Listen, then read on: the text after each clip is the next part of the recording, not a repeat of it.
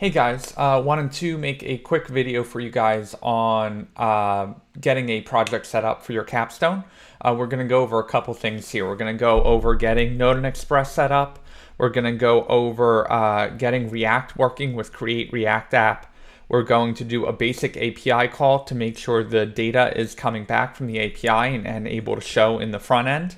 And then we're going to do one more step as well. We're going to get Sequelize set up in our backend and get that connected to Postgres as well. So hopefully this will be a good screencast for getting all of that together. I am going to start in Visual Studio Code. And when we start there, this is of course what we see, and we go to New Terminal here. And I want to do as much as possible in the terminal just so you guys get more experience with that. So when I'm in my terminal, I'm going to run quick pwd and see where I am. So I'm in my home folder right now. So if I cd into my desktop using tab for autocomplete, I see that I changed my path into the desktop because when I run pwd, I get there. So what I'm going to do is I'm going to bury into my desktop a little bit more. So I want to go into my projects folder, into the CIC repo. And when I'm here, I'm just going to pwd, see that I'm there, and ls to see the file contents or the folder contents. Now that I'm here, I want to go into my folder, and I'm going to make a new directory called Capstone. And now that I'm there, I want to cd into that Capstone folder, and I'm going to make two folders in here. I'm going to create a folder called backend with mkdir and going to run backend. And when I ls, I can see that that backend folder was created. There's another folder that I would like to create as well, but I'm going to use Create React App to do that. If you do not have Create React App installed already, we can run sudo. And the reason we need sudo is because we're going to install this globally, not just in this project specifically. And we are going to sudo npm install -g, which means global. And we're going to run Create React App. It's going to ask me for my password. This is, of course, the password to my Mac. And then it's going to install.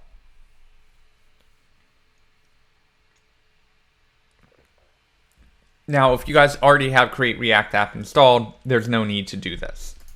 So now that we're here, I'm not going to make a new directory for my front end.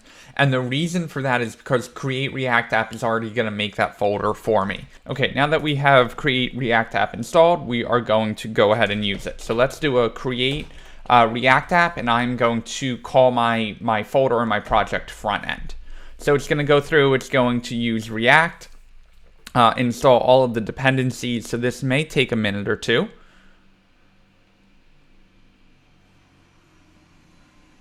Okay, so now that's all installed. Now let's tell VS Code to go ahead and open it. So I'm going to go File, Open. I'm going to pop open my Capstone project. And now we see all of our React files are created in the front end, and our backend folder is empty. So what we want to do is make sure that React is working first of all. So we're going to cd into the front end, and then we are going to run a command npm start. And that's going to fire up our React server for us. And pardon me for 1 second, it looked like I had something else running there. So let's go ahead and try that again. You will not get that error. That's just because I had another server running. Okay, so we will say okay to let VS Code in. And we will have a Chrome window or whatever your default browser is that pops up on localhost 3000.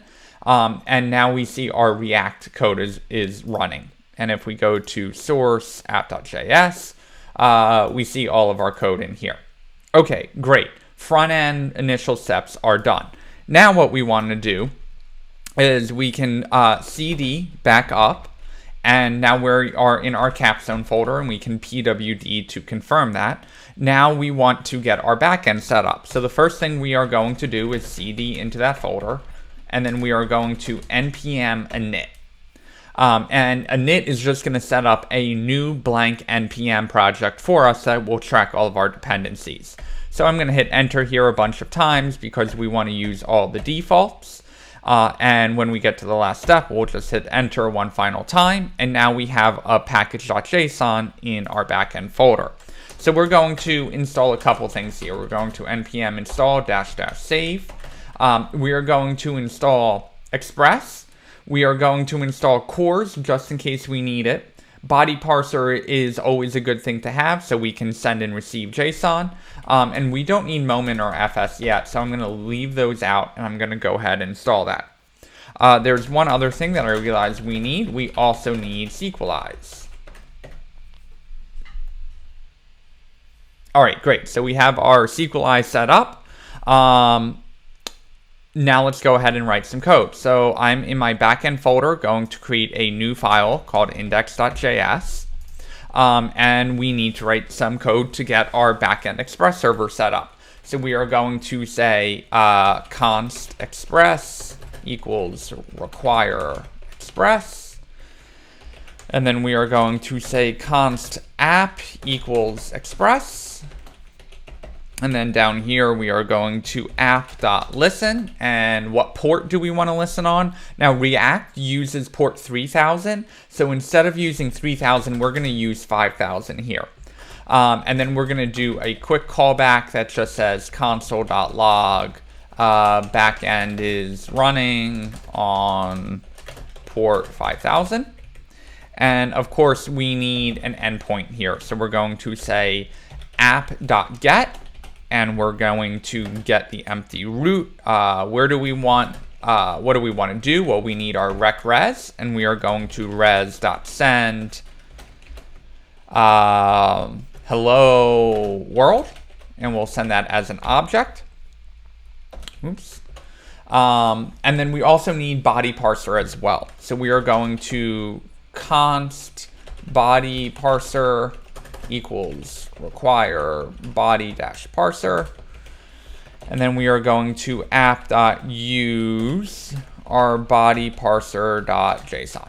And what that's telling Express to do is, hey, whenever some object comes in, whether it's in a put or a post request, assume that it's JSON and try and parse that out so we can use rec.body down the line. Okay, so now that we're here, let's go ahead and test this. So we need to fire up our backend server. So we are going to run nodemon. But before we can run nodemon, we need to make sure it's installed. So we are going to npm install -- I believe it's save dev, but let me just confirm that. npm dev dependencies.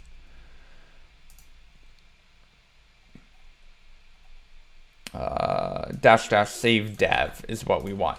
Okay, and the reason why we're going to do save dev is because we only need nodemon on our local development. We only need nodemon to restart the server when there are changes if we're working on dev.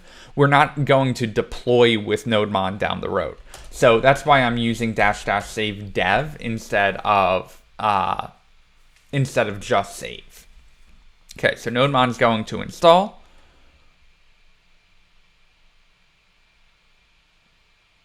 Okay, now we are going to run nodemon enter, and that should fire up our server for us. It says backend is running on port 5000, and we can test that by going to localhost 5000, and we have our hello world. Okay, great. Let's do the next step now, which is getting Sequelize set up. So I'm going to open up the Sequelize documentation, and I'm going to just follow along with those steps. Okay, so in order for Sequelize to work, we also need a server. Now, before we've used Docker to set up the server, and when we have multiple dev environments, Docker is definitely the right option. However, for simplicity, I'm going to use something a little easier. I am going to use an app called Postgres.app. This is really easy. It sets up a basic Postgres server for us. So what I'm going to do is I'm going to download this, and I want to download the Mac latest release. And then I'm going to go ahead and open that up.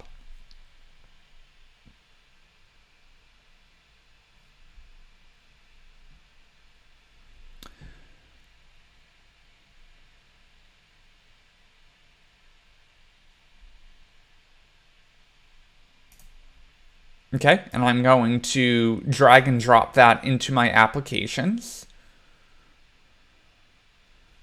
And I'm going to then go into my applications and open it up.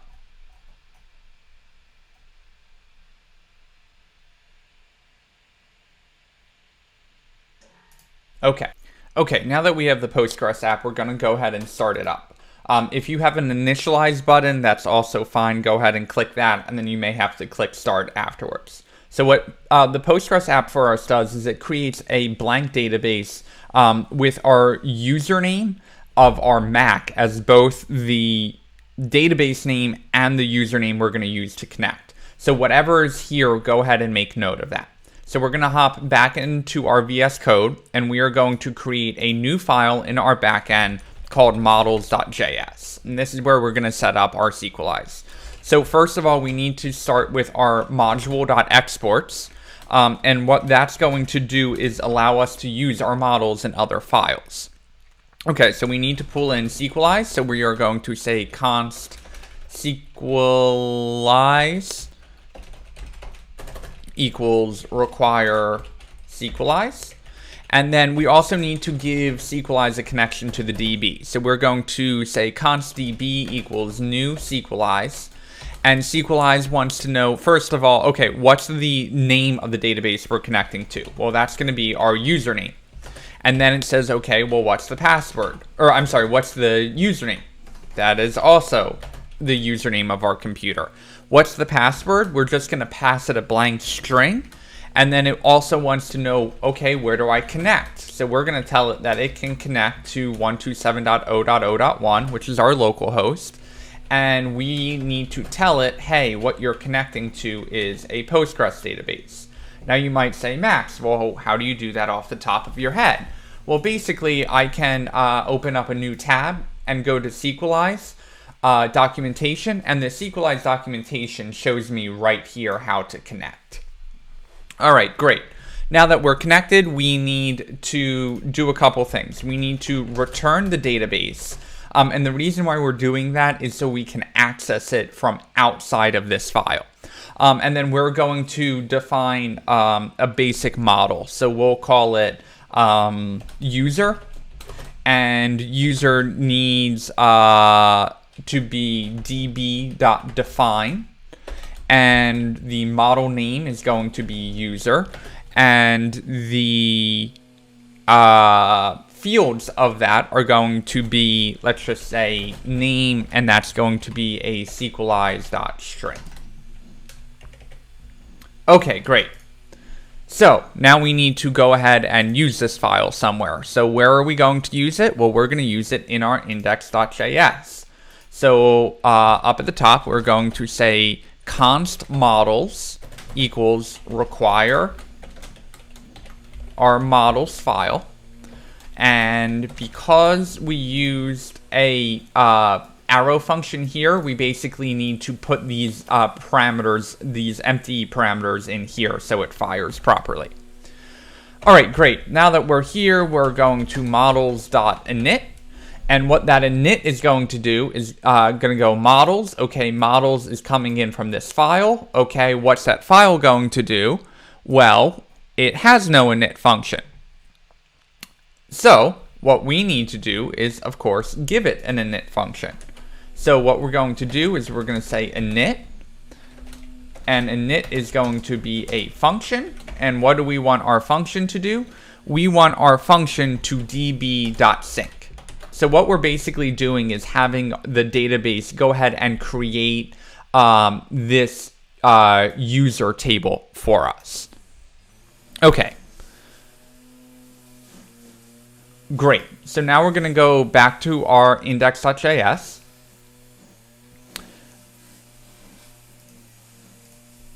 All right, now that we have our Sequelize set up and our models, everything should be working theoretically. Let's go ahead and test that. So we're going to make two new endpoints. We'll say an app.put. And what do we want to do? We want to put a user, and we want our rec_res as always. Except this time we're going to make this function happen asynchronously, so we can use the await function when we use our database. So we are going to await our models.user, and we are going to create one with a name hello. And then we are going to res.send a message that says user created. Okay. And then we also probably want an app.get users, and that is an async rec res as well. And we are going to res.send our users and await our models.user.find all. Okay, great. So we save, it crashes, and it gives us this error, please install PG package manually. PG stands for Postgres, and basically Sequelize is mad because we forgot to install the way Sequelize talks to Postgres. So we're going to npm install -- save, and we are going to install PG. And although my language is not always PG, we are using Postgres. Okay, so let's go ahead and start that back up. And we're going to do that with NodeMon. And we have some SQL that runs, but it says port is running. Okay. This should have us all set up in the backend. Now, I didn't forget about the front end. So I'm going to open up a new terminal window because basically we want our backend to be running as well as our front end. So we can use this tab here to switch back and forth between the two terminals. So I'm going to cd into my front end, and I'm going to run npm start, and that's going to fire up our React server for us. And we still have our front end running here that says edit app.js and save to reload. Okay, so we're going to go to our front end, and we're going to add a quick thing to our package.json. Towards the very end, we are going to add one thing called proxy, and we're basically going to tell our React front end where our API lives. So we're going to say that our API lives at localhost port 5000. Okay, so we're going to go to our app.js file in our front end folder. I'm going to go ahead and clear all of this out. I'm going to delete my app.css and my logo because I don't need that. And I'm going to go ahead and delete those files as well. And index.css. Okay. And what happened in our terminal is it noticed something was deleted and it got a little cranky. So I'm going to just hit Control-C to stop the server and then rerun npm start. Okay, now we have a different error. Cannot resolve app.css in app.js. Well, that's just because I haven't saved this file yet. So as soon as I save it and go back, now we have a different error. Cannot find index.css in index.js. So let's go to index.js and delete our index.css out from there and go back here. And now we have our basic white page. Okay, great. While I'm here, and just because I know a lot of you guys are using Bootstrap, I'm also going to install React Strap. So I'm going to Control-C to stop my server again. I'm going to npm install -- save React Strap. And it's important to note where I'm running this. I'm running this in my front end, so it's easy to get lost in your two terminals. So you want to make sure you're not doing that. Okay, while that is loading,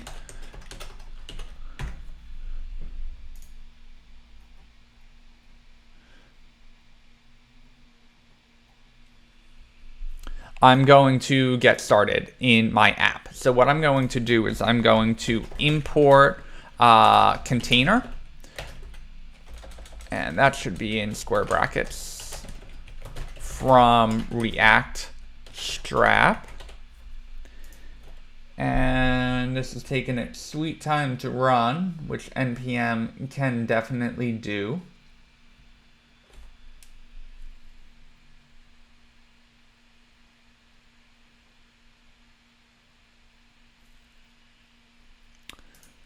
So I'm going to just keep on powering on here. I'm going to use a container here. And the whole point of this is just to make sure my my app is running. So what I'm going to do is I'm going to change this. Instead of it being a function app, I want this to be a full component. So what I'm going to do is I am going to change that a little bit, and I'm going to say class app extends component, and I'm going to import a component from React in our imports up at the top. And what I want to do is do a render function in here. And now I can use things like state equals, and what do we want to put in our state? We probably want to have an array of users. And then we also are going to do a component did mount. And the component did mount is like a document.ready in jQuery. It's basically going to say, hey, when this loads for the first time, we want to do something. Okay, so in here, what I'm going to do is I'm going to do a fetch. And in our fetch, we are going to tell it where we want to fetch. And what we want to fetch is our users. And what method do we want to do, what to use to retrieve that information? We want to use a get, and we don't need to pass any headers or body because we're not sending any information in. So outside of that, we are going to then get our raw JSON as the response and return that as raw JSON.json, which is going to parse it out for us. And then we are going to say then with our data that is now parsed out, we want to this.set state the data, the users, we're copying it into state from the data that came back from the server. And what's the server returning it as? Well, let's take a quick look. So let's go back to our backend code. And our backend code is sending it as users. So we're going to go back to our this.set state, and we're going to grab our users there. Okay. We will also console.log our data.users so we can take a look. And let's just do an h1 in our container that says hello world so we can kind of test everything out.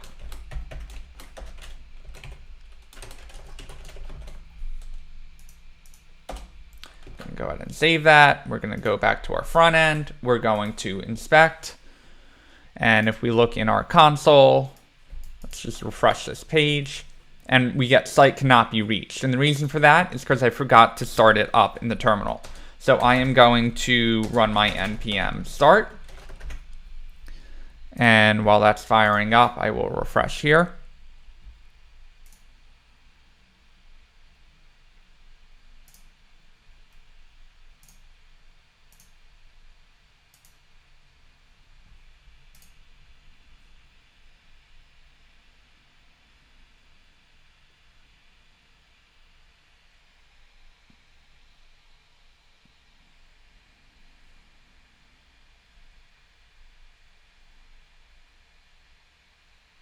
Okay, so we have our hello world, and we have this thing that printed out in the console that's just an empty bracket.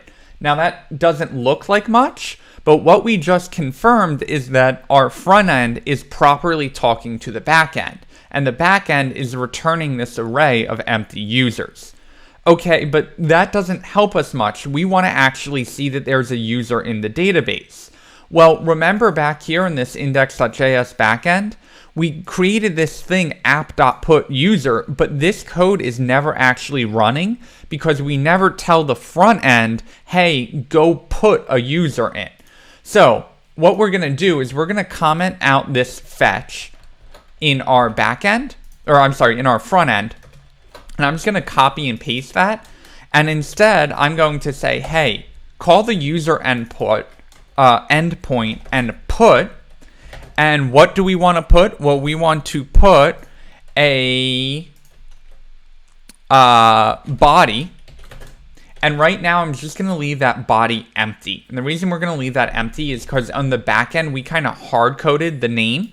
But let's do it the right way. So instead of doing a name just set to hello, let's use rec.body.name. Okay, so great. Now it's looking at information coming from the front end. Now we need to send that in the front end. So our body is going to have a name, and it's going to have a name of John Doe. And now we also need to tell the server, hey, we're sending up some JSON. So we're going to add headers, and the headers have a content type of application JSON. Great. So we're going to go ahead and run that. We're going to go here, and we get a 400 bad request. Interesting. That was not what I was expecting. And the reason for that is it looks like it is hitting 3,000 instead of hitting the 5,000 like we wanted it to. Which is interesting because that worked fine in our get. So what we're just going to do is we're going to be a little bit more explicit, and we're going to say, hey, go hit localhost 5,000. Okay, now we have a different error. Now we have access 5,000 from origin 3,000. Our front end is telling our back end that it can't talk because of a CORS issue. So what we're going to do is we're going to quickly do express CORS. I'm going to open up my package.json on the back end and confirm that we do have CORS installed. So we are going to tell our backend server, hey, stop being in a pain with CORS. We're going to, I want to put this up here. Const CORS equals require CORS. And then I believe the line is app.use CORS. But I just confirmed that by doing a quick Google search for express CORS. And that will allow us to make those requests from our front end. So let's go ahead and refresh. Okay, so we have our 400 still happening here, and we have an unexpected token O in JSON. So basically, what's happening is the server is trying to read the JSON, and the JSON isn't being parsed right. And the reason is because on the front end, we forgot to JSON.stringify in our app.jsx. So now let's save that. And if we look in our back end, we are going to make sure our create is working and our send is in there. If we refresh, we get this undefined coming back. Okay, so let's look. We have console.log data.users, but in our backend, we're just sending a message back user created. So let's see if our users are actually getting created. So we're going to comment that back in. We are going to go to our app.js. I'm going to comment out the fetch that was creating the user, and I'm going to comment in the user's retrieval. And now in our console, if we look, we have an array with our object, and our John Doe name was created. Awesome. So one last thing we're going to do is we're going to get our John Doe name to show up. So instead of our h1 hello world, let's just do a p tag. Or let's do this. We have multiple users, so we have to iterate over it. So we're going to say this.state.users.map and get a user. And that user is going to return an li with the user.name. And I am going to put all of that in a ul tag. And now we see our John Doe in the interface. Now it's warning us, hey, each list item should have a key prop. So let's just do key username.id. And when we refresh, we get no errors and we see our John Doe showing up.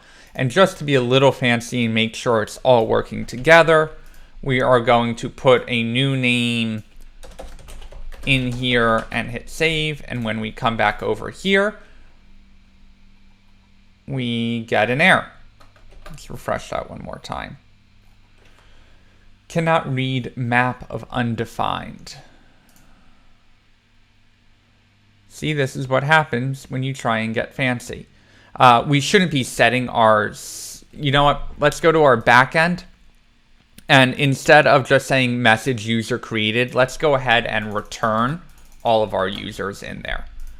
So let's go here and we will refresh and we have our Mary Jane showing up. Okay, great. So we have a lot more to do on this app. We have to do CRUD. There's a lot more going on, but I hope that this video helps you guys get your Capstone set up in terms of file structure and just being able to connect Express to React to Sequelize and get everything kind of working there. So I'm going to commit this code. I'm going to add it to the CIC repo so you guys can follow along with it, but I hope that this gets you off to a good start.